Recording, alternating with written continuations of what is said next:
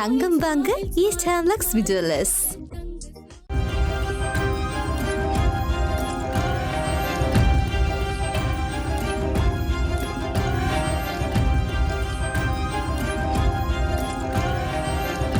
வணக்கம், இது நிஜக்கண்.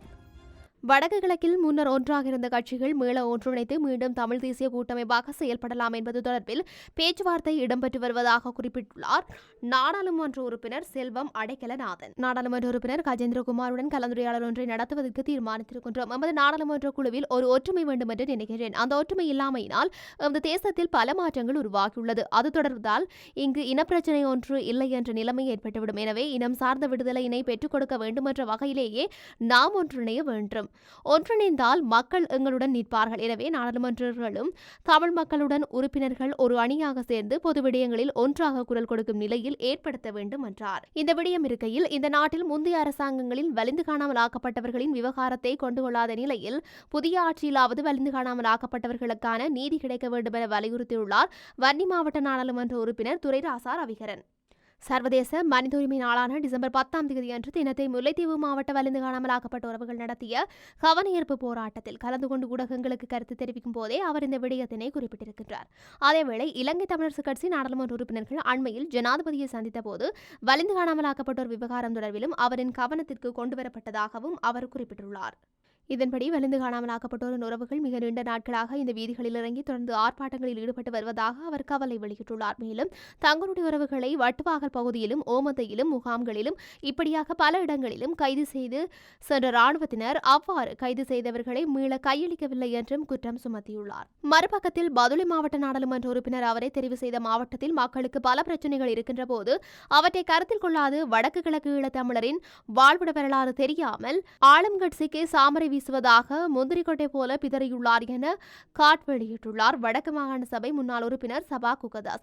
கடந்த வியாழக்கிழமை நாடாளுமன்றத்தில் உரையாற்றும் போது பதுளை மாவட்ட நாடாளுமன்ற உறுப்பினர் செல்வராஜ் வடக்கு கிழக்கு இணைப்பு தமிழ் பேரினவாதத்தின் சிந்தனை எனவும் இணைந்த வடகிழக்கு உள்ளடங்கிய தனிநாட்டு கோரிக்கையை தான் நிராகரிப்பதாகவும் தெரிவித்திருந்தார்.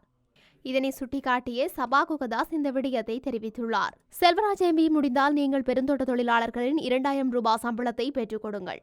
எதிரணியில் இருக்கும்போது நீங்கள் சார்ந்த அணியினர் மிக உருக்கமாக பெருந்தோட்ட தொழிலாளர் சம்பள விவகாரத்தில் போராடினீர்கள். இச்சந்தர்ப்பத்தில் அதனை நிறைவேற்றி வாக்களித்த உங்கள் மக்களுக்கு உதவுங்கள். இலங்கை தீவின் 3 ராஜதானிகள் இருந்தபோது வடக்கு கிழக்கு இணைந்த பிரதேசம் தமிழர் ராஜ்யமாக இருந்த வரலாறு தொடங்கி இலங்கை இந்திய ஒப்பந்தம் வரை வரலாற்றை படியுங்கள். இணைந்த வடகிழக்கு மாகாணங்களை நீதிமன்றம் சென்று பிரித்த ஜேவிபியின் சிங்கள பேரினவாதத்தை மறைக்க இதுவரை எந்த சிங்கள ஆட்சியாளனும் கையாள தமிழ் பேரினவாதம் என்ற சொல்லை பயன்படுத்தி துதிப்பாடுவதை நிறுத்துங்கள் என்று செல்வராஜ் எம்பி கோரிக்கை விடுத்திருக்கின்றார். உங்களுக்கு முந்தைய தலைமுறையை நாடவற்றவர்களாக பிரஜா உரிமை பறிக்கப்பட்டு சிங்களர் பேரினவாதம் வெளியேற்றப்பட்ட போது மிக கடுமையாக போராடியவர்கள் வடக்கு கிழக்கு மாகாணங்களின் தமிழ் தலைவர்களும் மக்களும் என்பதை உங்களுக்கு ஞாபகப்படுத்திக் கொள்கின்றோம். எனவே பறிக்கப்பட்ட சுயநிர்ணய உரிமைக்காக போராடும் வடக்கு கிழக்கு ஈழத்தமிழர்களை நோக்கி தமிழ் பேரினவாதம் என்ற வார்த்தையை பேசுவதை தவறுங்கள் என்றார் சபா குகதாஸ். அத்துடன் அனுர அரசாங்கத்தில் தமிழ் மக்களுக்கான எந்தவித தீர்வும் இல்லை என திருகோணமலை மாவட்ட வலிந்து காணாமல் ஆக்கப்பட்ட உறவுகளின் சங்கம் தெரிவித்தது. சர்வதேச மனித உரிமைகள் தினமான நேற்று திருகோணமலை மாவட்ட வலிந்து காணாமல் ஆக்கப்பட்ட உறவுகளின் சங்கத்தினரால் மனித உரிமைகள் ஆணைக்குழுவின் பிராந்திய காரியாலயம் முன்பாக கவனஈர்ப்பு போராட்டம் ஒன்று முன்னெடுக்கப்பட்டது. இதன்போது சங்கத்தின் தலைவி செவஸ்டி தேவி இவ்வாறு குறிப்பிட்டுள்ளார். கடந்த 15 வருட காலமாக ஏமாற்றப்பட்டு வருகின்றோம். இந்த மனித உரிமைகள் தினம் எதற்கு?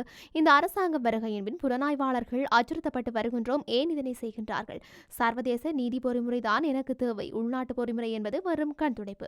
எனவே தீர்வினை பெற்றுத்தரும் வரை எங்கள் போராட்டம் தொடரும். இந்த அரசாங்கம் அவர் சார்ந்த சமூகத்தையே பார்க்கின்றனர். தமிழ் மக்களுக்கான எந்தவித தீர்வும் இல்லை என தெரிவித்தார்.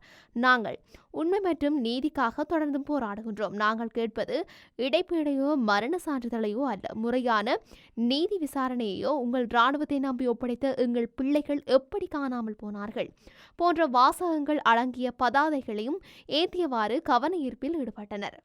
அத்துடன் வேண்டாம் வேண்டாம் ஓஎம்பி வேண்டாம், மனித உரிமைகள் இல்லாத நேரத்தில் மனித உரிமைகள் தினம் எதற்கு? சர்வதேச நீதி வேண்டும். வெள்ளவேனில் கடத்திய எங்கள் பிள்ளைகள் எங்கே? வேலைக்கு சென்ற பாடசாலைக்கு சென்ற எங்கள் பிள்ளைகள் எங்கே போன்ற கோஷங்களையும் எழுப்பினர். என்னதான் நடக்கப் போகின்றது? பொறுத்திருந்துதான் பார்க்க வேண்டும். மற்றொரு நிஜக்கண் நிகழ்ச்சியில் சந்திக்கலாம். வணக்கம்.